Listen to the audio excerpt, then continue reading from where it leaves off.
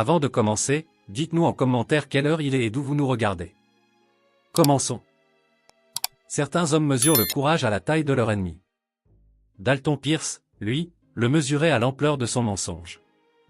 La femme qui se tenait devant lui était près de 30 cm plus grande, son ombre avalant la sienne sous le soleil de l'après-midi. Derrière elle, 2 douzaines de guerriers armés observaient, les doigts crispés sur leurs armes. Derrière lui, rien d'autre que le désert vide et un ranch à moitié en ruine qui le nourrissait à peine. Il était à genoux dans la poussière, tenant la main d'une femme à qui il n'avait jamais parlé, proférant le plus gros mensonge de sa vie. Et le plus étrange, c'est qu'elle ne s'était pas retirée. Ses doigts, rugueux et assez forts pour lui briser le poignet, restaient parfaitement immobiles dans sa prise, presque comme si elle avait attendu que quelqu'un, n'importe qui, fasse quelque chose d'aussi imprudent. Ce que Dalton ignorait, c'est que son mensonge le forcerait à répondre à une question qu'il évitait depuis 3 ans, qu'êtes-vous prêt à perdre pour quelque chose de réel?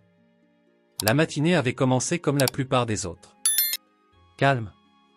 Trop calme. Le ranch de Dalton se trouvait dans une poche de terre où le désert rencontrait la prairie, assez près du territoire indigène pour que la plupart des colons ne s'y risquent pas. Mais Dalton avait toujours gardé ses distances avec les autres colons, et les tribus locales avaient fini par tolérer sa présence. Il commerçait équitablement, ne dépassait jamais les bornes, ne causait jamais d'ennui. Il était seul, et il préférait que cela reste ainsi. Ou du moins, c'est ce qu'il se disait chaque matin en se réveillant dans une maison vide. Il réparait des poteaux de clôture quand il les entendit. Des voix portées par le vent. Trop nombreuses pour être une partie de chasse. Dalton se redressa, essuyant la sueur de son front, et regarda un groupe franchir la crête à l'est. 2 groupes, en fait. Il reconnut le plus proche, des guerriers de la bande qui commerçaient parfois avec lui. Mais les autres, ceux qui chevauchaient derrière avec des visages plus durs et des armes prêtes, ceux-là, il ne les connaissait pas. Quelque chose semblait anormal. Leur façon de bouger, trop formelle, trop tendue. Ce n'était pas une rencontre amicale. Dalton aurait dû retourner à sa clôture. Il aurait dû s'occuper de sa propre survie comme il le faisait depuis 3 ans. Mais ses pieds le portèrent vers la crête, la curiosité tirant plus fort que le bon sens. Il resta baissé, se déplaçant à travers les broussailles et les rochers jusqu'à ce qu'il puisse voir le rassemblement en contrebas. C'est là qu'il la vit. La femme dépassait d'une tête tous les guerriers présents. Sa carrure n'était pas seulement grande, mais puissante d'une manière qui faisait paraître tout le monde autour d'elle plus petit par proximité. Elle portait des vêtements traditionnels, mais sa façon de se tenir trahissait quelqu'un qui avait gagné le respect par plus que le simple héritage. Ses bras étaient croisés, sa mâchoire serrée, et même de loin, Dalton pouvait lire la colère dans chaque ligne de sa posture. Un guerrier plus âgé parlait, son ton portant l'autorité. Le dialecte de Dalton était rudimentaire, appris par le commerce et l'observation, mais il en saisit assez pour comprendre. Mariage, alliance, devoir envers le peuple. La réponse de la femme fut assez vive pour faire tressaillir plusieurs guerriers. Elle refusait. Un refus plat et absolu. C'est alors que l'autre homme s'avança. Plus grand que les autres, le visage marqué tordu dans quelque chose entre un sourire et un grognement. Kuruk. Même sans comprendre chaque mot, Dalton reconnaissait une menace quand il en entendait une. La façon dont l'homme se rapprochait d'elle. La façon dont sa main reposait sur son arme. La façon dont les guerriers derrière lui bougeaient dans une menace unifiée. On lui donnait un choix qui n'en était pas vraiment un. Épouser cet homme où il y aurait des conséquences pour elle, pour son peuple. Dalton regarda ses mains se serrer en poing. Il la regarda tenir bon même alors que le cercle se resserrait. Et il reconnut quelque chose dans sa position, quelque chose qui le frappa en plein cœur avec une force inattendue. Elle était seule, entourée de gens, forcée dans une situation impossible, et complètement seule. Ses pieds bougeaient avant que son cerveau ne suive. En bas de la crête, à travers le terrain découvert, droit dans une situation qui pourrait le faire finir de 15 façons différentes. Les guerriers se retournèrent, armes levées, voix criant, mais Dalton continua de marcher, mains visibles jusqu'à ce qu'ils se tiennent au bord du cercle. Ils le fixèrent tous. Les yeux de la femme rencontrèrent les siens, sombres et interrogateurs, essayant de comprendre quel genre d'imbécile entre dans une impasse armée. Dalton déglutit difficilement. Sa bouche était sèche, son cœur martelant ses côtes. Mais il avait commencé cette marche, et il ne restait qu'une seule direction où aller. En avant. Il regarda le guerrier plus âgé, puis Kuruk, puis revint à la femme, et avant qu'il ne puisse se dissuader, avant que la raison ne le reprenne, Dalton mit un genou dans la poussière et tendit la main vers elle. Au moment où ses doigts touchèrent les siens, les cris s'intensifièrent, mais Dalton éleva la voix au-dessus du chaos, parlant dans un dialecte brisé mais déterminé. Elle lui était déjà promise. Ils avaient passé un accord. Interaction commerciale après interaction commerciale, construisant vers ce moment. C'était fait. Elle était sa fiancée. Chaque mot était un mensonge. Mais Dalton n'avait jamais été aussi sincère de sa vie. Le silence qui suivit fut la chose la plus bruyante qu'il eût jamais entendue. Takakota regarda l'homme agenouillé devant elle. Cet étranger à la peau brunie par le soleil et aux vêtements usés qui venait d'entrer au centre d'une confrontation armée pour la revendiquer comme sienne. Sa main tremblait légèrement là où elle tenait la sienne, mais ses yeux restaient fixés sur les siens avec une intensité qui posait une question silencieuse. Elle pouvait le démasquer sur le champ. Un mot et ce mensonge insensé s'effondrerait. Mais quelque chose retenait sa langue. C'était peut-être le désespoir qu'elle reconnaissait sur son visage, celui qui vient quand on n'a plus rien à perdre. C'était peut-être la façon dont l'expression de Kuruk était passée du triomphe à la rage en l'espace d'un battement de cœur. Ou peut-être, quelque part plus profondément, était-ce la réalisation que cet étranger venait de lui offrir la seule échappatoire qu'elle n'avait pas envisagée, une issue qui ne nécessitait pas que son peuple saigne. Le guerrier plus âgé, Nishoba, s'avança, son visage buriné plissé par la confusion et la suspicion. Il s'adressa directement à Takakota, ses mots tranchants. Quand cela était-il arrivé? Pourquoi n'avait-elle rien dit? Pourquoi personne n'avait-il été témoin de cet arrangement? Takakota sentait tous les regards sur elle. Les guerriers de sa propre bande avaient l'air trahis. Les hommes de Kuruk serraient leurs armes plus fort, attendant le signal de leur chef. Et cet homme, cet étranger imprudent toujours à genoux, attendait qu'elle le sauve ou le détruise. Elle fit son choix. Ses doigts se refermèrent sur sa main, ferme et délibérée. Quand elle parla, sa voix porta à travers le désert avec une certitude absolue. Ils avaient commercé de nombreuses fois au fil des saisons. Des mots avaient été échangés, des intentions clarifiées. Elle avait donné sa parole, et sa parole n'était pas quelque chose qu'elle rompait par commodité politique. Le mensonge avait un goût étrange sur sa langue, mais il sortit aussi lisse que la vérité. Kuruk explosa. Il bondit en avant, son visage marqué tordu par la fureur, la main cherchant la lame à sa ceinture. Mais Nishoba s'interposa, son autorité ayant encore du poids. Cela changeait tout. Le guerrier plus âgé déclara, s'il y avait une revendication antérieure, elle devait être honorée. Rompre un tel accord apporterait le déshonneur. L'étranger, Dalton, elle réalisa qu'elle avait entendu son nom dans des discussions commerciales, se leva lentement. Même debout, il lui arrivait à peine à l'épaule. Mais il ne recula pas devant la rage de Kuruk. Il ne fit pas un pas en arrière lorsque le grand guerrier réduisit la distance entre eux. Kuruk parla d'un ton rapide et dur. Sa tribu avait voyagé pendant des jours. L'alliance avait été promise. Ce colon n'avait aucun droit, aucune revendication, aucun honneur. Il cracha le dernier mot comme du poison.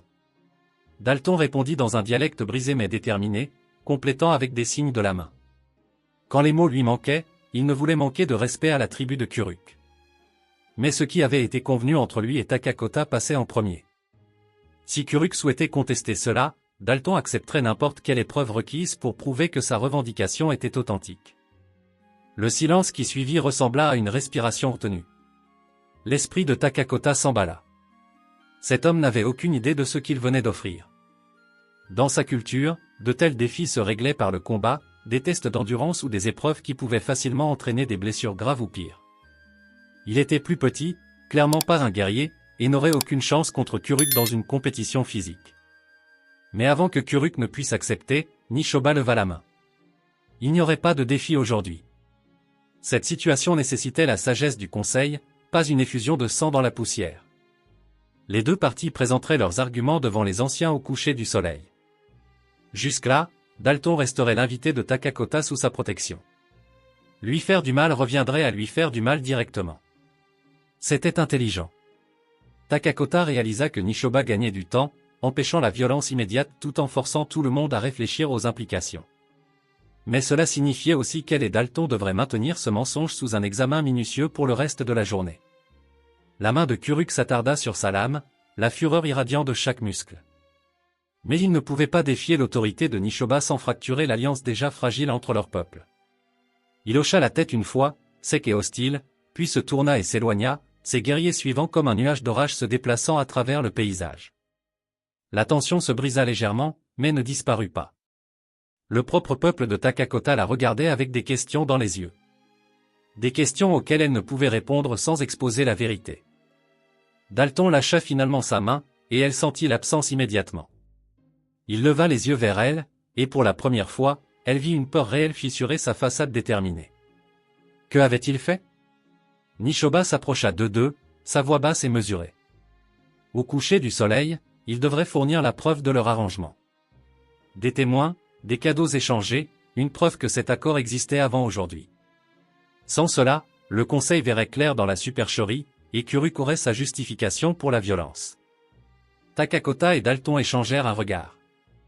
Ils n'avaient rien. Pas de témoins, pas de cadeaux, pas d'histoire.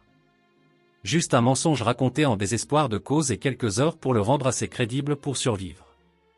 Ils marchèrent en silence vers le ranch de Dalton, le soleil de midi battant sur eux comme un jugement. Le peuple de Takakota s'était dispersé pour préparer le conseil du soir, la laissant seule avec cet étranger qui avait lié leurs deux destins avec un seul mensonge imprudent.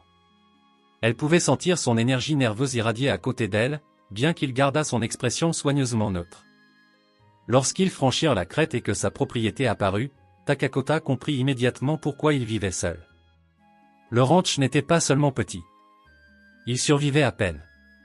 Une seule structure aux murs rapiécés, un corral avec des poteaux qui penchaient à des angles bizarres, et une terre qui semblait se battre avec lui pour chaque brin d'herbe. Ce n'était pas un homme qui construisait un avenir. C'était un homme qui s'accrochait au passé avec ses ongles. Dalton s'éclaircit la gorge, le premier son que l'un ou l'autre avait émis depuis qu'ils avaient quitté le rassemblement. Sa voix sortit plus rauque qu'avant, dépouillée de la fausse confiance qu'il avait montrée aux guerriers. Je devrais expliquer. Takakota s'arrêta de marcher et se tourna pour lui faire face entièrement. Dans le désert ouvert, leur différence de taille était encore plus prononcée. Elle croisa les bras, attendant. Il lutta avec les mots indigènes, passant à l'anglais quand il lui manquait, espérant qu'elle comprenait assez. C'était le cas. Des années de commerce lui avaient donné plus de compréhension que la plupart de ces gens ne voulaient l'admettre. Je n'avais pas prévu ça. Je réparais des poteaux de clôture et j'ai entendu des voix. Je suis venu voir ce qui se passait et j'ai vu. Il s'arrêta, cherchant ses mots. J'ai vu quelqu'un être forcé dans quelque chose qu'il ne voulait pas. Je l'ai reconnu. Ce sentiment d'être piégé par les choix des autres. Les yeux de Takakota se plissèrent. Vous avez risqué votre vie pour un sentiment? J'ai risqué ma vie parce que c'était la chose juste à faire. Elle faillit rire. La chose juste, comme si l'honneur et la droiture pouvaient arrêter la lame de Kuruk ou empêcher une guerre entre les peuples. Mais quelque chose dans son visage lui fit ravaler sa moquerie. Il y croyait.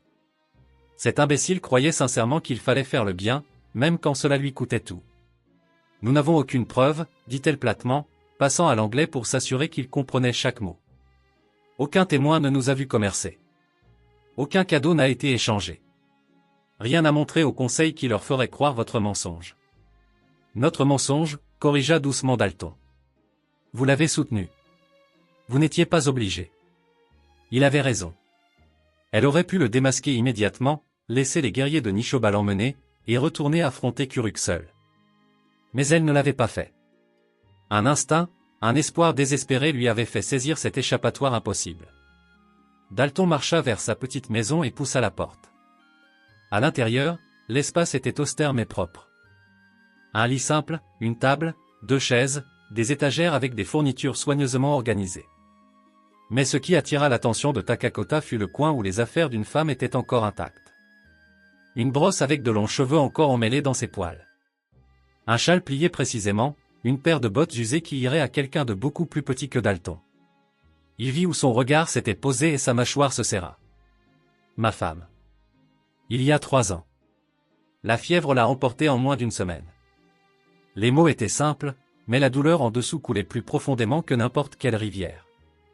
Takakota comprit alors pourquoi il était intervenu, pourquoi il vivait seul, pourquoi il avait reconnu quelque chose dans sa situation qui l'avait poussé à l'action. Il savait ce que cela signifiait de perdre le choix, d'avoir le destin qui arrache tout et vous laisse debout dans les ruines. Elle s'approcha, examinant les affaires avec respect. Vous gardez ces choses. Je ne sais pas comment lâcher prise. Takakota se retourna vers lui. Et pour la première fois depuis le début, elle ne le vit pas comme un colon insensé ou une échappatoire pratique, mais comme un homme portant un poids égal au sien. Nous devons créer une histoire qui n'existe pas, dit-elle, son esprit travaillant déjà à travers les possibilités. Des interactions commerciales qui ont mené à des conversations compréhensives qui ont construit une connexion, des moments qui rendraient notre arrangement naturel. Dalton hocha lentement la tête. Nous avons jusqu'au coucher du soleil. C'est peut-être 5, 6 heures. Alors nous commençons maintenant. Parlez-moi de votre femme, son nom, comment vous vous êtes rencontrés, ce que vous aimiez chez elle. J'ai besoin de savoir qui vous étiez avant de devenir cet homme isolé. Il eut l'air confus. Pourquoi cela importe-t-il? Parce que si nous voulons convaincre mon peuple que vous êtes capable de prendre un engagement sincère envers quelqu'un d'un monde différent, j'ai besoin de comprendre l'homme qu'il a fait avant. Dalton s'assit lourdement sur l'une des chaises, l'épuisement soudainement visible dans chaque ligne de son corps. Quand il parla, sa voix porta le poids de 3 ans de silence se brisant enfin. Son nom était Caroline. Et alors que le soleil se déplaçait dans le ciel, 2 étrangers commencèrent à construire une fausse histoire à partir de fragments de vraie douleur, espérant que ce serait suffisant pour les sauver tous les deux. Mais aucun d'eux ne remarqua la silhouette qui observait depuis la crête lointaine. L'éclaireur le plus fiable de Kuruk, notant chaque détail. Les mains de Dalton tremblaient légèrement alors qu'il versait de l'eau dans 2 tasses en étain. Parler de Caroline donnait l'impression de rouvrir une blessure qui n'avait jamais vraiment guéri. Mais Takakota avait raison. S'ils voulaient vendre ce mensonge, ils avaient besoin de vérité tissée à travers lui. Nous nous sommes rencontrés à un poste de traite, commença-t-il, lui tendant une tasse. Elle voyageait avec son père, un marchand. J'étais là pour vendre du bétail du ranch de ma famille dans l'Est. Elle a renversé de la farine sur mes bottes et s'est excusée pendant 10 minutes d'affilée. Takakota écoutait attentivement, ses yeux sombres l'étudiant d'une manière qui le faisait se sentir exposé. Vous avez quitté le ranch de votre famille pour venir ici? La question frappa plus fort qu'elle ne le savait. Dalton détourna le regard, se concentrant sur le plancher usé. Après la mort de Caroline, je ne pouvais pas rester. Trop de souvenirs. Mon frère a repris la terre familiale. Je suis venu dans l'Ouest avec rien. J'ai acheté ce morceau de terre avec le dernier sou que j'avais. Fuite, dit doucement Takakota. Ce n'était pas un jugement, juste une observation. Fuite, accepta-t-il. Elle se leva et se dirigea vers la fenêtre, sa carrure impressionnante remplissant l'espace. Quand j'étais plus jeune, j'étais toujours la fille la plus grande, puis la plus grande parmi les garçons. Au moment où j'ai atteint l'âge adulte, je dépassais nos plus grands guerriers. Mon peuple valorise la force, mais il valorise aussi la tradition. Une femme de ma taille met les hommes mal à l'aise. Dalton regarda son profil, à contre-jour du soleil de l'après-midi. Mal à l'aise parce que vous pourriez probablement battre la plupart d'entre eux dans un combat? Un léger sourire toucha ses lèvres. Je l'ai fait, plusieurs fois. À l'entraînement, dans des concours. J'ai gagné ma place parmi les guerriers par la compétence, pas parce qu'ils voulaient me la donner. Mais cette même force qui me rend précieuse au combat me rend inadapté au mariage à leurs yeux. Aucun homme ne veut d'une femme qui le domine. Leur perte, dit Dalton avant de pouvoir s'arrêter. Elle se tourna pour le regarder, la surprise vacillant sur ses traits. Pendant un moment, aucun ne parla. Puis Takakota s'éclaircit la gorge et revint aux questions pratiques. Nous avons besoin que notre histoire soit précise. Quand avons-nous commercé pour la première fois? Dalton réfléchit. Il y a environ 2 ans, au début de l'automne. Vous êtes venu avec 3 autres guerriers. Vous avez échangé de la viande séchée contre du café et du sucre. Ses yeux s'écarquillèrent légèrement. Vous vous en souvenez? Vous êtes difficile à oublier. Les mots restèrent suspendus dans l'air entre eux, portant un poids qu'aucun d'eux n'avait prévu. Le conseil s'assembla alors que le soleil touchait les montagnes de l'ouest, peignant le désert de nuances de cuivre et d'or.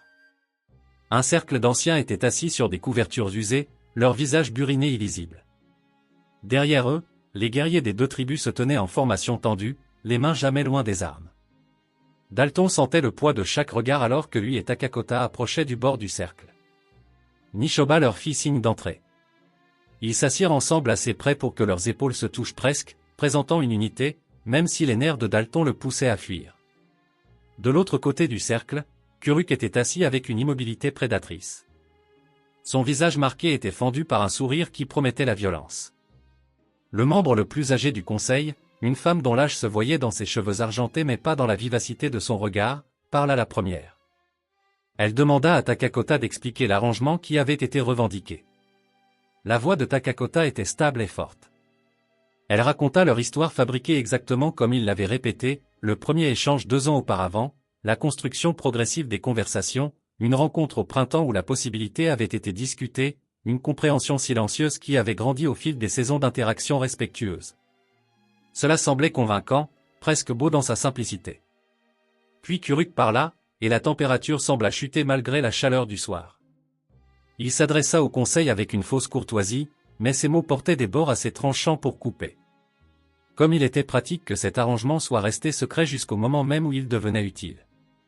Comme il était étrange qu'une femme qui ne montrait aucun intérêt pour aucun guerrier de son propre peuple s'engage soudainement envers un étranger. Comme il était suspect que pas une seule personne ne puisse vérifier même une de ces supposées rencontres. Les membres du conseil bougèrent, le doute s'insinuant dans leurs expressions. Dalton sentit la panique monter dans sa gorge.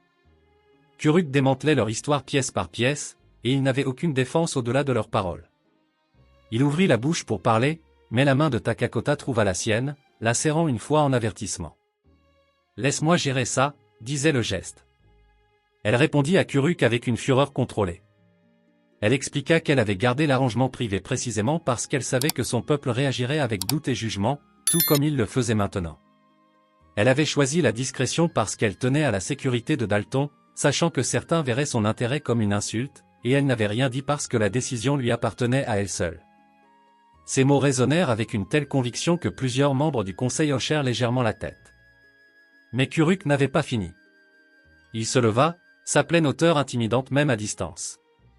Il s'adressa directement aux anciens. Il avait envoyé un guerrier de confiance pour observer ce jour-là même. Ce guerrier avait regardé Takakota et le colon passer des heures à l'intérieur de sa demeure, parlant frénétiquement, construisant des histoires à partir de rien. Le guerrier n'avait vu aucune preuve de connexion antérieure, seulement le désespoir de créer l'apparence d'une. Le conseil éclata en murmures sourds.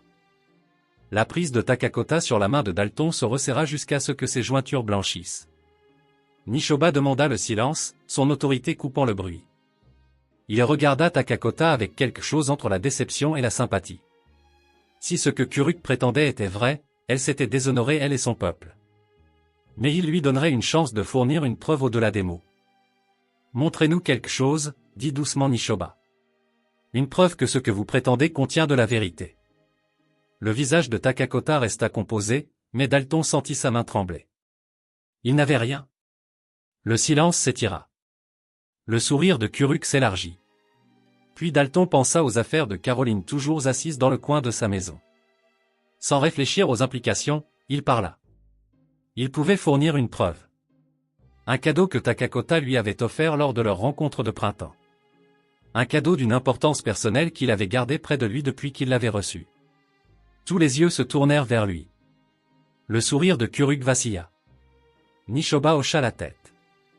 Alors apportez ce cadeau demain à la première lueur. Le conseil l'examinera et jugera de son authenticité. Dalton leur avait acheté une nuit de plus. Mais il les avait aussi piégés dans un coin plus serré. Il devrait prendre quelque chose de Caroline, prétendre que cela venait de Takakota, et espérer que personne ne le questionnerait trop profondément. Alors que le conseil se dispersait, Kuruk passa près d'eux, chuchotant une menace qu'il prouverait que c'était un mensonge, et quand il le ferait, Takakota serait à lui et Dalton serait dans la terre. Cette nuit-là, la lune pendait bas sur le désert alors que Dalton se tenait seul dans sa petite maison, fixant les affaires de Caroline. Takakota était sorti pour lui donner de l'intimité. Ses mains tremblaient alors qu'il tendait la main vers le châle. Pendant 3 ans, il avait préservé ces objets exactement comme elle les avait laissés. Maintenant, il allait les utiliser pour valider un mensonge. La porte s'ouvrit doucement. Takakota entra, venant se tenir à côté de lui. « Vous n'êtes pas obligé de faire ça, dit-elle doucement. Je peux refuser Kuruk. Le combattre si nécessaire. Vous n'êtes pas obligé de sacrifier la mémoire de votre femme pour moi. » Dalton secoua la tête. Caroline vous aurait aidé. Elle défendait toujours les gens forcés dans des situations qu'ils n'avaient pas choisies. Il prit le châle, sentant son poids. La première fois que je vous ai vu à ce rassemblement du conseil, vous m'avez rappelé elle. Pas en apparence, mais dans ce même refus obstiné d'accepter l'injustice. L'expression de Takakota s'adoucit. Elle semble remarquable. Elle l'était. Dalton plia le châle soigneusement. Mais elle est partie, et vous êtes ici, vivante. Je pense qu'elle comprendrait que s'accrocher aux fantômes n'honore pas les morts. Vivre le fait. Il se tourna pour lui faire face. Cela a commencé comme un mensonge. Mais quelque part dans la dernière journée, cela a cessé de sembler entièrement faux. Nous avons construit une histoire sur deux personnes qui ne s'intégraient pas dans leur monde trouvant une compréhension l'une dans l'autre. Et cette partie, au moins, n'est plus un mensonge. Le lendemain matin, le conseil était assis dans la même formation. Dalton et Takakota entrèrent, Dalton portant le châle plié comme une offrande. Il expliqua dans un dialecte prudent que Takakota lui avait donné cela lors de leur rencontre de printemps. Cela représentait sa volonté de relier leur monde. Plusieurs anciens se penchèrent en avant. Une femme experte en tissage confirma que c'était un travail indigène authentique. Mais Kuruk se leva, arguant que Takakota aurait pu prendre n'importe quel objet de sa demeure ce matin-là. L'existence du châle ne prouvait pas qu'elle l'avait donné à Dalton il y a des mois. Cela prouvait seulement qu'elle était intelligente. La logique était accablante. Nishoba se leva lentement. Il s'approcha du châle, passant ses doigts le long du bord. Puis il se tourna vers les gens rassemblés. J'ai écouté les accusations, mais j'ai aussi regardé attentivement. Il regarda Kuruk. Si le châle avait été pris à la hâte ce matin, il montrerait des signes de stockage récents. Mais regardez. Il leva le tissu. Ceci a été porté, plié et déplié de nombreuses fois. Les bords montrent l'usure d'un toucher fréquent. La poussière s'est installée dans les fibres au fil du temps. Ce n'est pas quelque chose saisi en désespoir de cause. C'est quelque chose gardé près de soi et manipulé souvent. L'observation était simple mais puissante. Dalton sentit sa poitrine se serrer, il avait manipulé le châle de Caroline d'innombrables fois en 3 ans, et cette usure était visible. Nishoba continua. De plus, la réaction de Takakota hier nous dit tout. Un guerrier de son rang ne prend pas de décision en une fraction de seconde pour soutenir de fausses revendications. Elle aurait rejeté la supercherie pour protéger son honneur. Son acceptation instantanée suggère une compréhension antérieure. Les anciens hochèrent la tête. La preuve n'était pas parfaite, mais elle était cohérente. Nishoba leva la main. Le conseil a décidé. Si cet arrangement a été formé de bonne foi, il sera honoré. L'acceptation du conseil fut assortie d'une condition, il devait célébrer le mariage avant le coucher du soleil aujourd'hui. De manière traditionnelle, devant tous les témoins rassemblés. Ce n'est qu'alors que l'affaire serait réglée et la revendication de Kuruk dissoute. Dalton et Takakota échangèrent des regards. Ils s'étaient battus pour le droit à leur mensonge, et maintenant ils allaient devoir en faire une vérité permanente. Le soleil se dirigeait vers les montagnes de l'ouest alors que les préparatifs commençaient. Le peuple de Takakota construisit un espace cérémoniel dans le désert ouvert, marquant les limites avec des pierres et plaçant des couvertures tissées pour que le couple s'y tienne. Les guerriers des deux tribus se rassemblèrent, leurs armes visibles mais abaissées, créant une paix malaise maintenue par la tradition et l'autorité du conseil. Dalton se tenait au bord de son petit ranch, regardant les préparatifs lointains. Ses mains étaient stables maintenant, la peur tremblante de la veille remplacée par la certitude. Takakota s'approcha par derrière, ses pas délibérés. Elle s'était changée pour revêtir des vêtements cérémoniels traditionnels, le perlage complexe accrochant la lumière de l'après-midi. Même habillée formellement, elle restait tout à fait une guerrière, son allure fière malgré les circonstances compliquées qui les avaient amenées ici. « Vous pouvez encore partir », dit-elle doucement. « Je pourrais dire au conseil que j'ai changé d'avis. » Affronter Kuruk directement. Ça ne doit pas être votre fardeau. Dalton se tourna pour lui faire face. Est-ce ce que vous voulez? Elle hésita. Et dans cette pause, il vit la vérité. Non, mais j'ai besoin de savoir que c'est votre choix. Pas juste vous piéger par votre propre noblesse. Il s'approcha. Même après avoir passé un jour et une nuit en sa présence, sa taille le surprenait encore, mais elle ne l'intimidait plus. Au contraire, cela semblait juste d'une certaine manière. Cette différence physique qui reflétait toutes les autres façons dont il ne correspondait pas mais s'ajustait quand même. Hier, c'était un mensonge raconté en désespoir de cause, dit Dalton. mais nous avons passé la nuit dernière à parler de tout sauf du conseil. De Caroline et de votre enfance, des rêves auxquels nous avions renoncé. Ce n'était pas faux, Takakota. C'était plus honnête que tout ce que j'ai fait dans 3 ans. Son expression s'adoucit, la vulnérabilité perçant son masque de guerrière. Dans ma culture, le mariage est sacré. Une fois prononcé devant le peuple, il ne peut être défait sans grand déshonneur. Si nous faisons cela, nous sommes liés. Vraiment liés. Je comprends. Et vous? Elle tendit la main, sa grande main prenant son visage avec une douceur surprenante. Parce que j'ai besoin que vous compreniez que je choisis cela aussi. Pas parce que Kuruk l'impose. Pas parce que le conseil l'exige. Mais parce qu'hier, un homme que je n'avais jamais rencontré est entré en danger pour moi. Et la nuit dernière, ce même homme m'a montré des parties de lui-même qu'il avait gardées enfouies. Et je veux savoir ce que nous pourrions devenir si nous arrêtons de faire semblant et commençons à construire quelque chose de réel. Dalton couvrit sa main de la sienne. Alors arrêtons de faire semblant. La cérémonie commença alors que le soleil embrassait l'horizon. Nishoba mena le rituel, ces mots formels mais portant du poids. Dalton et Takakota se tenaient sur les couvertures tissées, face à face alors que des promesses étaient prononcées en dialecte et en anglais, les liant devant tous les témoins assemblés. Lorsque le moment vint de sceller l'union, Takakota mit un genou à terre, amenant son visage au niveau de celui de Dalton. Le geste était délibéré, la reconnaissance par une guerrière d'un partenariat plutôt que d'une domination. Leurs mains se joignirent, l'écale rugueux se rencontrant, et le baiser qui suivit fut bref mais sincère. Les gens rassemblés exprimèrent leur acceptation, le son portant à travers le désert. Même Kuruk resta silencieux, sa fureur contenue par le poids de la tradition et le décret du conseil. Alors que la cérémonie se concluait et que les gens commençaient à se disperser, Kuruk s'approcha. Il s'arrêta à une distance respectueuse, son visage marqué et lisible. Quand il parla, ses mots portaient un respect réticent plutôt qu'une menace. « Vous m'avez surpris, colon. Peu d'hommes risqueraient ce que vous avez risqué. » Il regarda Takakota. « Et vous avez choisi votre chemin puisse-t-il vous apporter la liberté que vous cherchiez. » Ce n'était pas de l'amitié, mais c'était de l'acceptation. Kuruk s'éloigna avec ses guerriers, la menace de violence se dissipant enfin comme la chaleur du désert après le coucher du soleil.